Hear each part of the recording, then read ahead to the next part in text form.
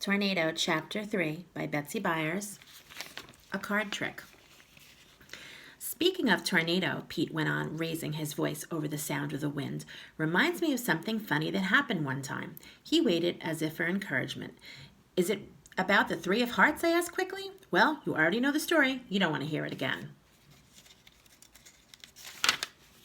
I do. This is my favorite story in the world. Well, maybe it won't hurt to tell it one more time. Back in those days, my little brother Sammy and I played cards in the evening. We liked to play a game called War, but we were not supposed to play it because that's what it turned into, and my mother was tired of listening to us fight. Anyway, we were in the kitchen at the table when Tornado came up and poked my leg. He did that when he wanted my attention to remind me that his dish was empty or something. But there was food in his dish and there was water in his bowl. You got everything you need. Stop poking me. I went back to the card game, but Tornado poked me again. It's too dark to go for a walk, I said. He poked me again. I said to Sammy, if I didn't know better, I think Tornado wants to play cards. Sammy said, then play cards with him. I'm tired of this stupid game. Because he was losing, Sammy threw down his cards and left the room. I looked down at Tornado. You want to play cards? I asked. Tornado looked at me. His ears came forward as if he were interested. I held the cards so he could see them. His ears came forward some more. I shuffled the cards. Now his ears were almost over his eyes. You want to play cards? Cards? I held out the deck. He waited. I fanned out the deck. He waited. I could see he was ready, willing, and able. He had that look he got when I had a ball and he was waiting for me to throw it. Then I had an idea. I put one card out further than the rest. Pick a card, Tornado, I said. Pick any card you want. Tornado took a step forward. He stretched out his neck. He took the card. He took the card. I remembered it to this day.